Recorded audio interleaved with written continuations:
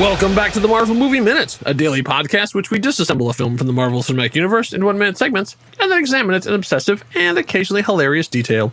I'm Kyle Olson from the Swashbuckling Ladies Debate Society podcast. Hey, and I'm Rob Cabasco. And Kyle. Yes, sir. Did you know that Stanley Kirk Burrell is an American rapper, dancer, record producer, and entrepreneur who had his greatest commercial success in the 1980s until... Oh, wait, hold on. Wrong notes. Oh, I'm sorry. Hammer. Tool consisting of a weighted head fixed to a long handle that is swung to deliver an impact. Now, here's the interesting thing about hammers. My notes are all messed up today. I don't know what's going on here. Hammers come in two varieties, the hand-powered and the mechanically powered. Now, hand-powered, listeners may be familiar with The Sledgehammer, an American satirical police sitcom produced by New World Television and ran for 2 seasons on ABC. Oh, wait, hold on. One of the greatest series finale in history, but go on. I gotta tell you, like that show, middle of high school, that show comes out, and that's all my friends and I talked about. Yep. And it only ran for 2 seasons. Right. Oh, man. All right. No, there's sledgehammers, and there's mechanically powered hammers, including the jackhammer, which can be pneumatic, meaning air, electromagnetic, magnetic, and hydraulic, which is liquid. I could end with hammers are also socially inept, wealthy opportunists with a penchant for style. But again, that would have been a note problem. You could say, Kyle, I've hammered this segment to death. Oh! We're hitting the pun hammer hard here at minute 84 of Iron Man 2 from 2010, directed by Jon Favreau. But, you know, you were building to a punchline. And I was, wasn't I? Hammers. What do we got? What is going on? Minute 84. So we pick up where we left off, which is Tony Stark has come to a fantastic revelation, and he is just about to explode all over the world. And that's literally what he does with the little thing. He explodes it and looks up and then realizes, you know, what he has found. So he says, looking around at sort of the secret that his dad has left him that he has now uncovered, and he says, dead for almost 20 years and still taking me to school. Oh, look at that little father and son moment, even though dad's not there to appreciate it. And so then he takes them out and snaps back down into a very, very small thing, and he realizes that he's got a brand new element. So Jarvis says the proposed element should serve as a viable replacement for palladium. And Tony says, thanks, Dad. Oh. Jarvis says, unfortunately, it is impossible to synthesize. And Tony says, not for Tony Stark, it isn't. No, that's not what he says. He says, get ready for a major remodel, fellas. We're back in hardware mode. Okay. So before we get into hardware mode, let's talk about this. Okay. So as I alluded to in minute 83, this is my second major problem with this, because not only did his father discover a brand new element, which is fine, I don't mind Howard discovering an element, decide to hide the actual atomic structure of it in a place where people have been walking around it for the last 40 years or whatever it is by the timeline. But then it just so happens that that element is the one thing in the entire universe that can save Tony Stark. I mean, Rob, what are the odds? Well, because his dad, but you remember with the arc reactor, and he understood the byproduct of the arc reactor, knew that this would be a problem, because as a futurist, he was thinking that, well, maybe someday we're going to want to implant these into our human bodies. And as a result, that's what the secret was. The key to the future would be the answer to the riddle of someone's heart. Hey, that makes more sense than a lot of other things we've talked about. Okay, so this goes all the way back to the fact that Tony Stark did not invent the arc reactor. He only, like his father did. Like, and I get where that gives you a lot of dramatic stuff here, but Tony doesn't do a whole lot of actually inventing or figuring things out on his own in this movie. Like, he's supposed to be the super scientist going to do, like, no, like, he didn't invent the arc reactor, he just refined it. He didn't discover whatever this mysterious element is, which, by the way, in the novelization is called vibranium. But obviously, we know vibranium is a very different thing now. It doesn't have a name, which seems like a missed opportunity to have not Starkium or whatever.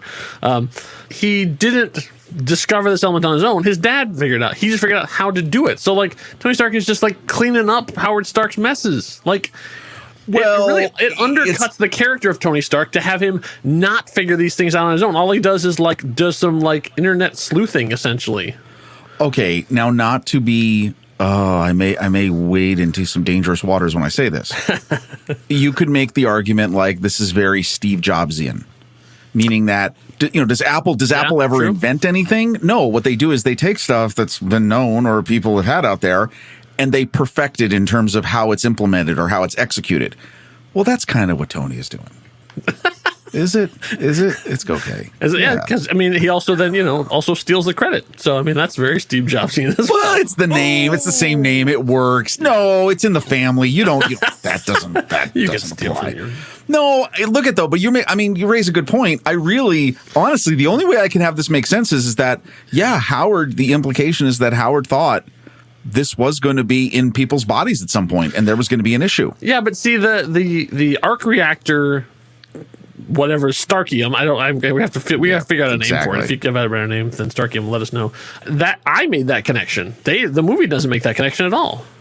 Oh, you're true. There's zero connection between the arc reactor and that. I mean, like we saw the 40 World Fair, right?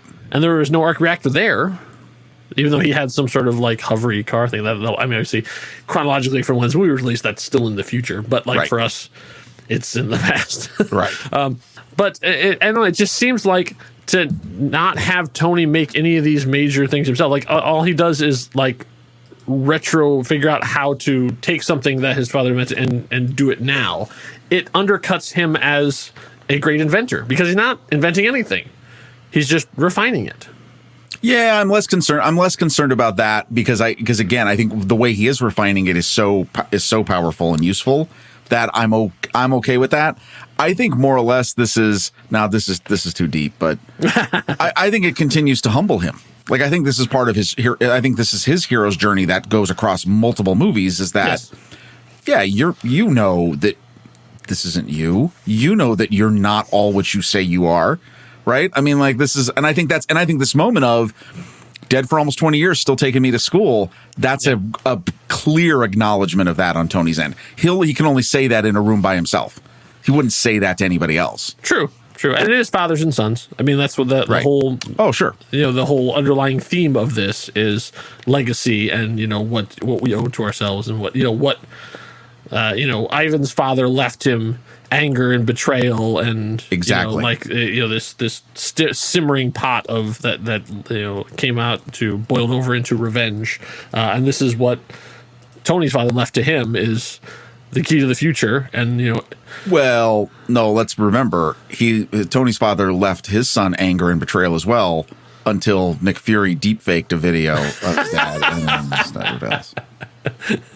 So in that version, then Nick Fury knows that there is a new element in here that only Tony Stark can. And thank create. You. Okay, so thank you. That we got to revisit this. Yes. Okay. That's the answer. So, but Tony, I don't know. I have a problem with that. So, Nick Fury is not a scientist. Like he is a soldier. Like we learned that that's where he came from, and then became a spy. Right. But like I don't think could look at they show him the thing of the World's Fair, which he might very well have gone to. Sure. In 1974. But you know what you're forgetting? What am I forgetting? This Nick Fury, quote unquote, is a scientist. I think you think he would have done it himself then if he was that. But I'll say I don't know. We're operating under the assumption that that's the same Nick Fury that we've seen through all these things. We don't know when the switchover happens, but the switchover. What are you talking about? So you think like Nick saw that there was an element there, and like he's just waiting for Tony to be able to figure out how to synthesize it because no one else could figure out how to synthesize this element but Tony Stark. But Nick Fury knew that there was an atomic structure laid out in the plans of the thing and didn't tell Tony that, let Tony find that one random video. And okay, so hold on. Well, okay, and obviously, yeah, we are going to go down the hole on this. Mm-hmm. If Howard Stark knew that he had this, he couldn't make it happen. He couldn't synthesize it because of technology. Yes, at the time. Basically, because whatever he needed in terms of nuclear fission, fusion, atomic colliding, whatever it is, particle physics was not to a state where he could do it. Basically, he would have blown up the world trying to do it. Now, if Nick Fury knows it, at this point, S.H.I.E.L.D. has scientists and the resources and the equipment to do it. Why don't they just do it? Because they have Project Pegasus. Yeah. Which we hear about here. And this, as they're going through, Tony Stark pulls up boxes from Project Pegasus, which is still running. It was running back in that time. It was running during Captain Marvel time, and it's still running because that's where Loki shows up in the Avengers movie. Right. So they have a cadre of super scientists already working on the crazy stuff like this, and the fact that they know there are aliens. I think, they have a ship. I think the psychoanalytical department in S.H.I.E.L.D. said, "Look, you got to give Tony a bone. You gotta throw him this ability to find this on his." And then they made the deep fake, and then I'm out of the hole now. It's narrative wise, it's you have the atomic structure thing. Fine, okay, that's how we decided it's best information. Like father, like son, they're both drama queens. But the fact that then this thing is also the one thing that will stop Tony from dying, it's one step too far. It's I just can't. It's You've taken me so far out now, I can't even see the shore now. We're so far at sea. And also not the most perplexing moment in this minute. Oh, okay. The other minute is as then he destroys the house is why is the home's main electrical junction box buried under a concrete floor? True. When you are Tony Stark and you're going to be rewiring stuff all the time and you're going to need access to this, why would you put it under concrete? No, we'll get into this because this is the other half of the minute is that okay? It's remodeling time, and yes, he pulls out hammers, both Sledge and Jack, and basically tries to tear apart the house. Yeah.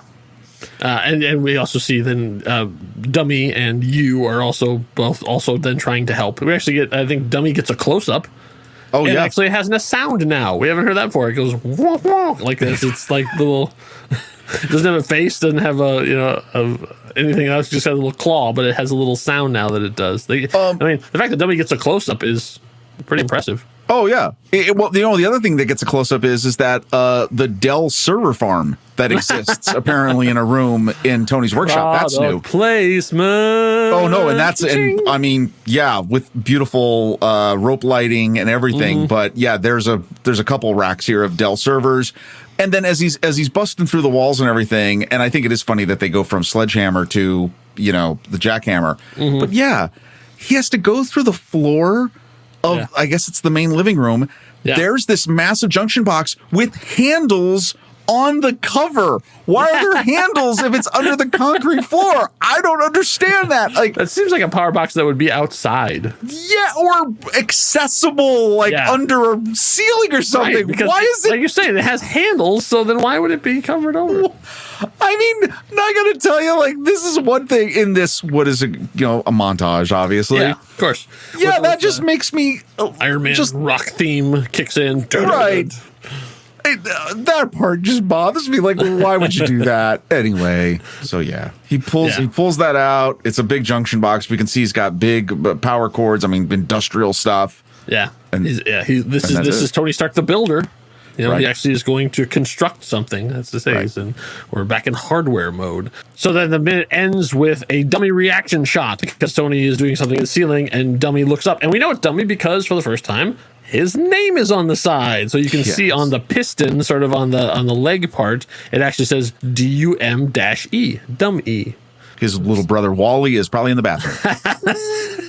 He's off in space, or he's in the kitchen compressing the trash.